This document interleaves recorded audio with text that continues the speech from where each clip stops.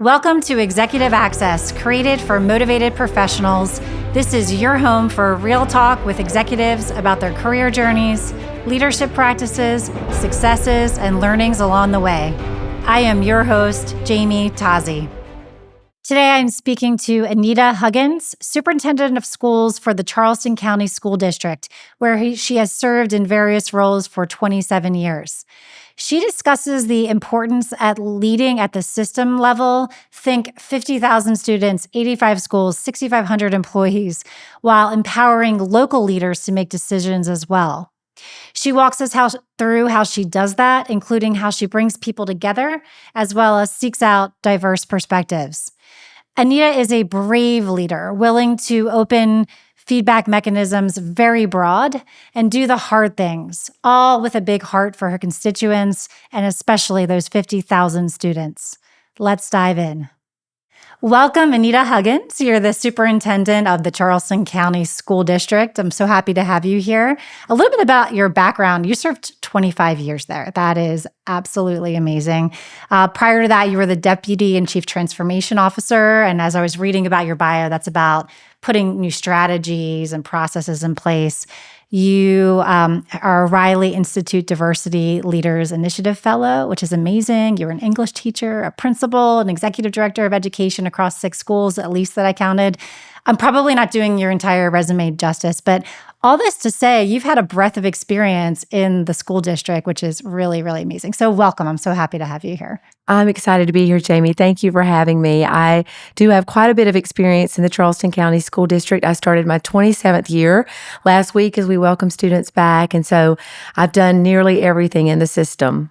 Okay, so 27. So I missed a couple there. Well, it's fine. No worries. You lose track of the years the older you get. I was just looking at a picture of my 3 boys, who I think our kids are about the same age because my son is a sophomore at college and then a senior and then a sophomore in high school.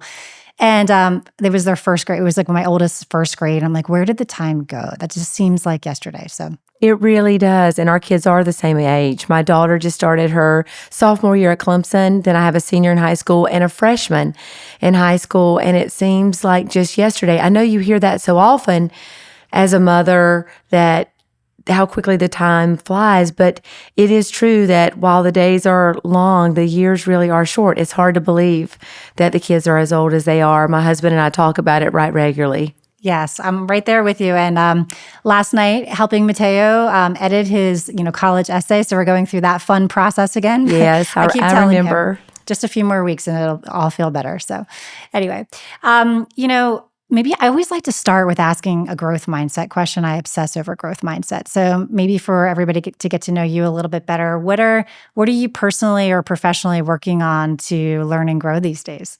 That is a great question. I'm all about continuous improvement and mindset. And so I have professional goals as well as personal goals. I'm always striving to be a better human, first and foremost, to be a better mother, to be a better spouse, to be a better friend. And that's really challenging for women in leadership positions, finding a balance between being a good mom, having a full-time job, and doing all the things as women we're somewhat expected to do and we somewhat expect ourselves to do. So as I continuously try to improve myself, I'm looking for better ways to serve my family and to serve others. And likewise, as an educator, I'm doing the same thing. I'm trying to be the best I can be for the system and for all different sorts of people in the system. First and foremost, it's all about kids and how we change the trajectory for kids. And so as I'm looking to improve myself, I'm constantly thinking about how I put kids and outcomes for them before adults. And that is hard. It's hard in our work. And so I'm constantly trying to improve myself as a leader by being a better listener, by prioritizing children, and by continually reflecting. And I'm saying, well, we're not always perfect. And maybe that first decision wasn't the best one. But if we come together as a team and we can collaborate, it makes us all stronger and it makes us all better and it improves the system holistically. And so continuous improvement and mindset are incredibly important to me as, again, a mom, a spouse, but also as an educator. I love hearing. Thank you for sharing that personal side. I'm feeling you around all of those things and trying to balance. Before we go further, I want to make sure my listeners really understand the scope of your role, right? The Charleston County School District has more than 50,000 students, more than 85 schools that you oversee, and 6,500 employees. Okay. And then when you think about all the parents or caregivers associated with all of those 50,000 students, that's a lot of people that you touch. And so there's really big leadership challenges in that. I just wanted my listeners to really understand, okay, that's sort of a big deal. When I was on the Porter-Gaud school board, I really, for the first time, had a growing appreciation just for all the different constituents, right? And you got to make students happy, parents happy, faculty happy, other stakeholders in the community. It's a lot to balance. It is a lot to balance, and I really appreciate you, Jamie, framing it that way. There are so many different stakeholders engaged in a system our size. I believe we're the third largest employer in the Charleston area. And when you think about a system as complex as ours, key to that, from my perspective, particularly in leadership, regardless of whether you're a classroom teacher, whether you're a school principal, whether you're a district leader, or whether you're the superintendent, there are lots of folks who have lots of different opinions about the way we should work. And so what's key to that, and as you served as a board member, is building consensus with people that don't necessarily agree about the how, but do oftentimes somewhat agree about the what. And that is what I have found as I lead a system alongside a lot of really talented people, because let me be clear, I couldn't do this work by myself. But what I've found key is that needing to find consensus and bring people together consensus are really the only ways to improve outcomes for all stakeholders, particularly children. That's challenging. We have a board who I believe means well individually and collectively. We have principals who want to do the right thing by children. We have parents who want the right thing for their children. And it's my role to find how we agree so that we can figure out how best to accomplish our goals. So I love that. And when you differentiate between the how and the what, we might not agree on the how, but we do agree on the what. Are you talking about elevating things to guiding principles? Like I think, and I wanted to ask you about this, that I heard a guiding principle already 2 minutes into our conversation, and it's around outcomes for children. I remember as you were pursuing your current position, I saw some things in the news, like she's all about like pursuing. Is that, to me, is that a guiding principle for you? And do you lean on that? You've 100%. For me, I think that we all can agree that children and all children deserve access and opportunity, and that the system's primary goal outside of student safety and well-being is to improve outcomes and to improve the trajectory for children. We often, though, in the system, disagree on how to get there. So my role as the leader of the system is to bring people to some sort of general consensus about the how. So you're spot on in that the development of guiding principles in any organization, particularly one as large as the Charleston County School District, is critically important if we're actually going to change things for the better. I love that. It's like eventually if you go high enough up, we can all start from a place of agreement, right? Absolutely. Well, absolutely. Are there any other leadership lessons that you've learned around how to best, bring people together, people that might be starting out from very different points of view around how to best do things, anything that you've learned around what works well, what doesn't work well around doing those things? I think first and foremost, listening to understand is critical for any leader. Whereas we don't always agree, it's important to hear people's truth, honor their truth, regardless of whether you personally agree or can empathize or sympathize. Listening for me has been a key leadership.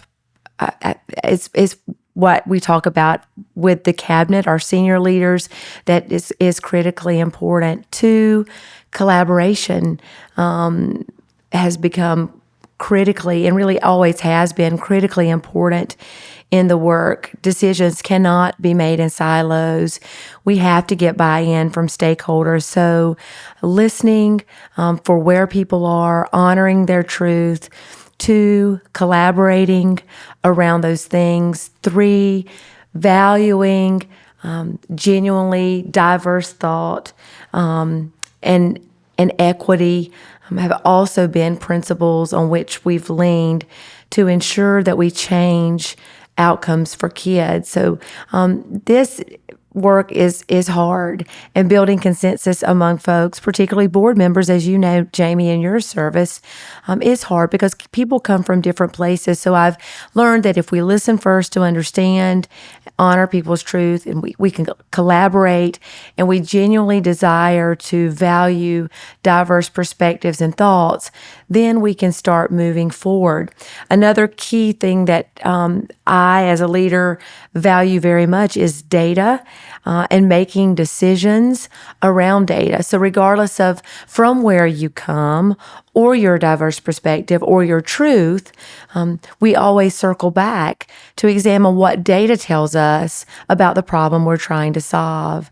And lastly, I think identifying the why and the what are critical, and are principles that, again, we've leaned into as we try to solve big problems. Sometimes identifying the problem is fairly easy. We have a problem. Here it is. But the why oftentimes is a little more challenging to uncover. I think those are phenomenal and very specific learnings and lessons for our listeners. You know, I love how you say listening, not just listening, but listening to understand. It makes me reflect on when I am trying to get my point across or I'm trying to influence. And what makes me feel good is when I know that my point is understood. Like if you're my leader and I know that you understand what I'm trying to communicate, even if I don't communicate it super well, maybe if you repeat it back to me and say, hey, Jamie, I think this is what you're saying. I'm like, yes, thank you, right? Yeah. Mm-hmm. I find that then even when the group decides to go in a different direction than what I want, I'm much more willing to accept it. I'm like, okay, well, at least I know that the team considered my point of view and understands it. Where I get most frustrated is when I feel like it's sort of being brushed aside or not really, maybe because of a lack of my good communication or just otherwise it just feels like it's being glossed over. That's where the angst and the anxiety, I think, comes up. You are spot on. Being heard. People just want to be heard. They want to be valued. They want to be honored. And so if we don't ask and they don't have the opportunity, then people feel silenced. People feel like you don't care. And the most important part of our work is people. So we recently created a new social media platform, an interactive Facebook page for parents. And what I've found most in the last 4 weeks as one of the chief administrators of that page is that people have a whole lot of thoughts and feelings, but they just really want to be heard. And that space gives them the opportunity for chief level officers in our system to say, hey, here's a space where you can be heard. And that value that you place in people collectively can change a system, regardless of what people believe or what you said, what the end result may be. At least if you feel heard and valued in the process, you can have a sense of ownership and respect for the system itself. And we've got a lot of work to do in Charleston in general, just with bringing back respect to public education for our children's sake. I am so glad you brought up this Facebook group. So I saw the Facebook group, and what I saw was that overnight, literally you all put it up a few weeks ago, it now has close to 14,000 members. So your point about people wanting to be heard, parents in the community wanting to be heard, is spot on. I'll be honest with you, my first thought was, I don't know about that, Anita. Like, you're going to be opening up a can of worms in that thing, right? My second thought was how bold and courageous of a leader Anita is to welcome that kind of input. Now, as I read some of the comments, what started to happen is I think the intention that you had for it, which is like, let's have a constructive conversation, in some cases turned less constructive. And so I also saw that last night or yesterday, you posted a very kind but direct post, which basically said, here's what we're trying to accomplish. Here are the rules of engagement. And I really want to make sure everybody follows these because it'll be a better experience for everybody. And I thought it was a brilliant leadership move, right? And I'm like, I wonder what people are saying. And I scrolled through the comments. 99% of the comments thanked you. They appreciated the clarity. They appreciated the guidance around it. And I just thought that I have to give you credit for that, because I don't think that leaders always open that much for feedback. They don't want it they're worried about what they're going to get, or they're worried about what they're going to get in such a public forum. So kudos to you for doing that. And then also when you learned something about the way that was happening, reining it in and providing leadership there. That's very kind of you. We created it from a space of vulnerability. So it was not easy to acknowledge that this was needed. And personally, it's never easy to put yourself out there like that. Sure.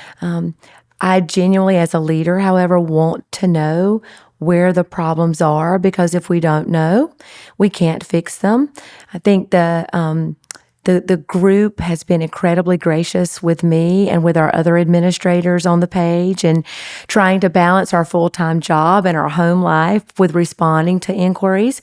We did get to a space where some of the questions became more things that people could have probably accessed through a website or a school-based page. And what I also did not intend to happen. Sometimes there are unintentional consequences of doing things that I did not intend. We did not intend for the page to become an outlet for folks to sort of jump over their schools and trying to resolve issues with principals and teachers at that level. And so we did feel like it was necessary to bring the group in to make sure that we're focused on the big picture and systems level issues.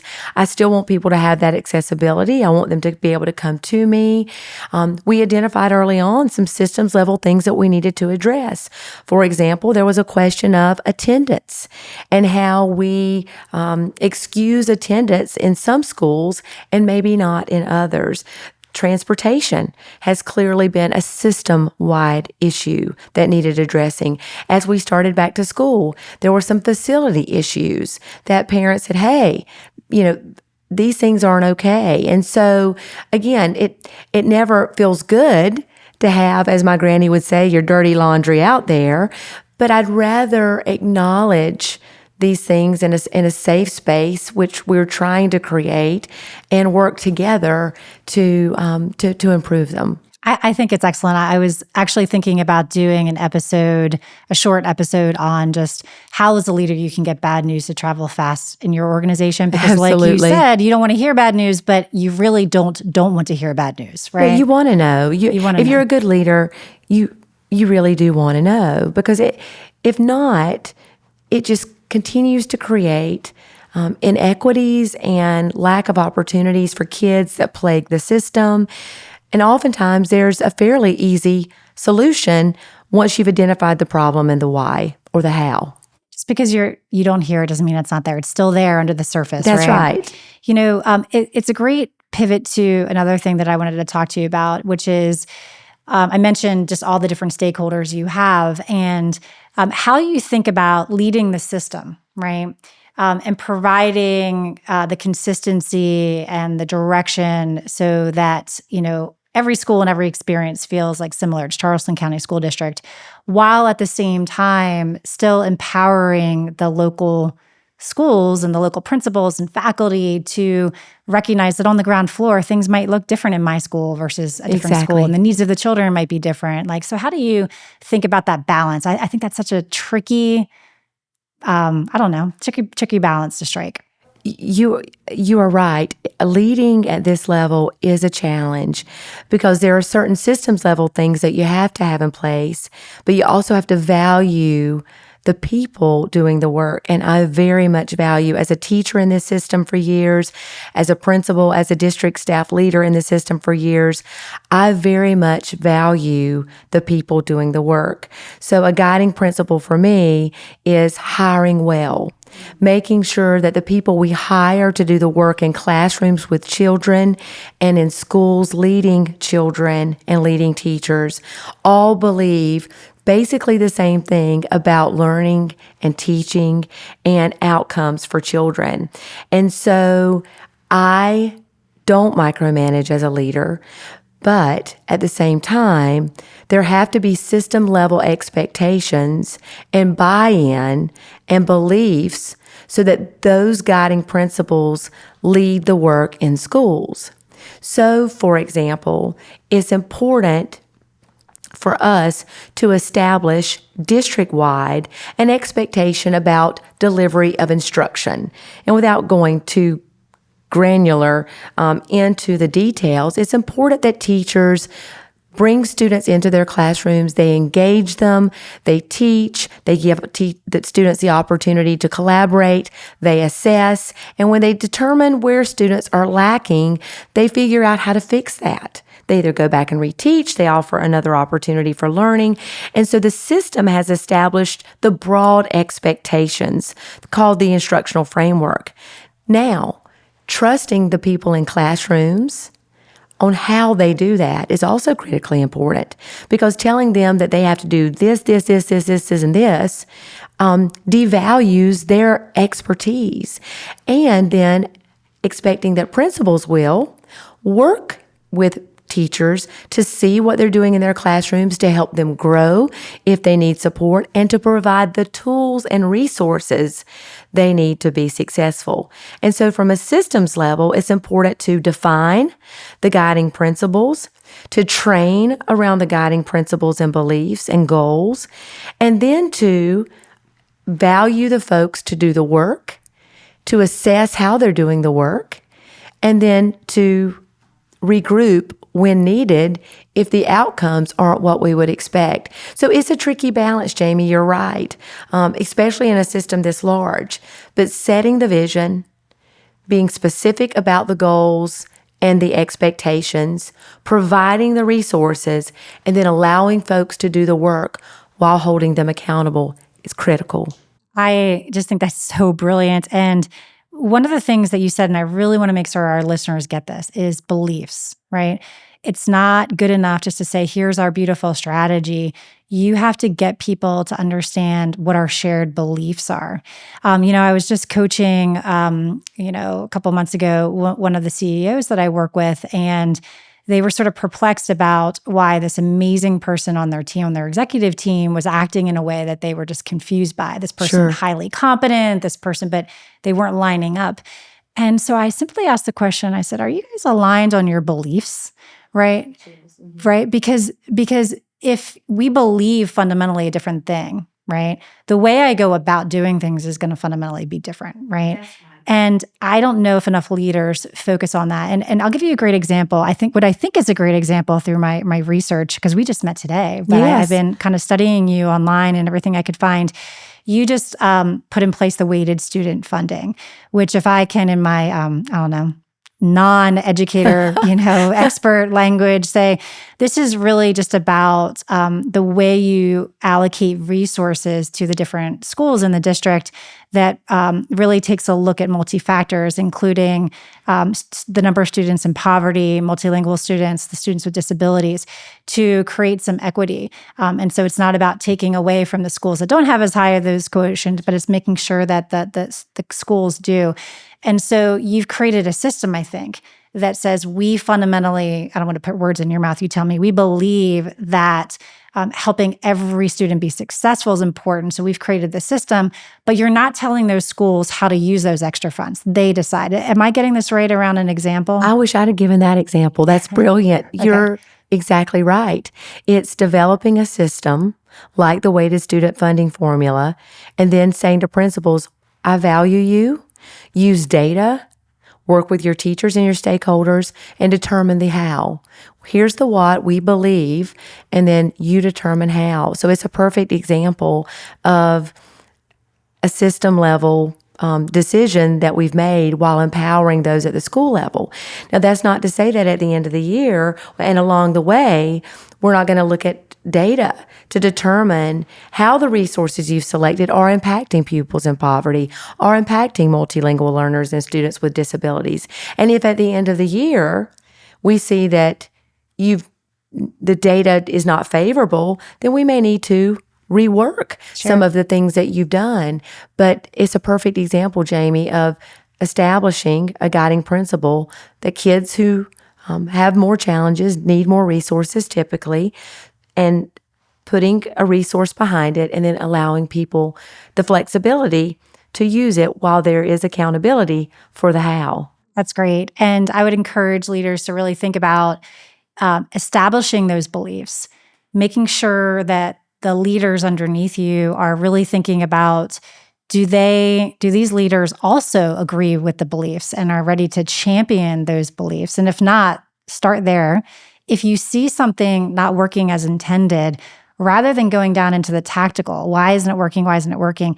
Ask the question about the belief. Are we aligned on the belief first? And then we can disagree or we can debate the how, right? But sometimes, I think more often than not that I can imagine any leader of an individual school not agreeing with this particular example belief, but maybe, who the heck knows? And I think checking in on those beliefs is the way to make sure we're all aligned. Absolutely, absolutely. In fact, we try to do that upon hiring, gauging what people believe about kids, because it is critically important to hire people who not only love children, but believe that all children can, despite their challenges. That's great.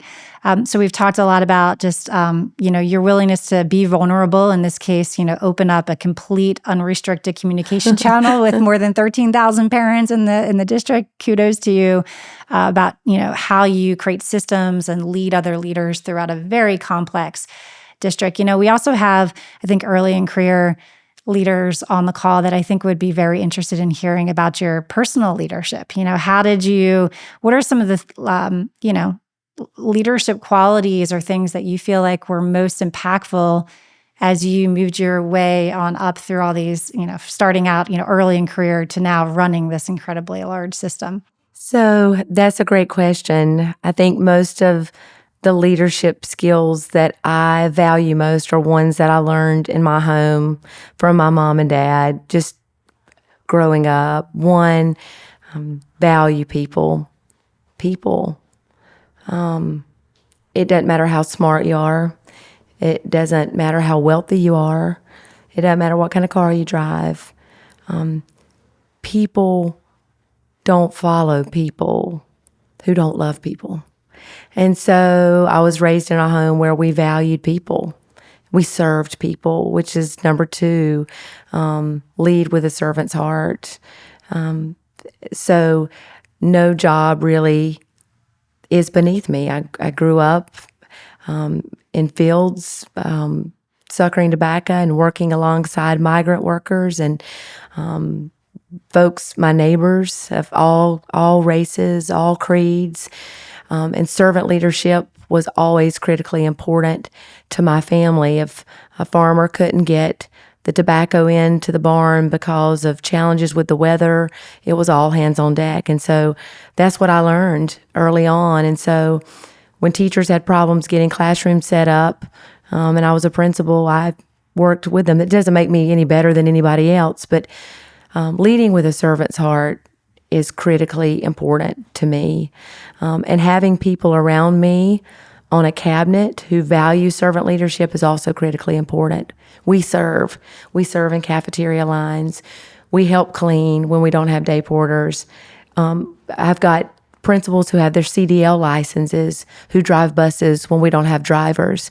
So servant leadership is important. It's valuing people, servant leadership. Leading with enthusiasm is another. People don't follow negativity.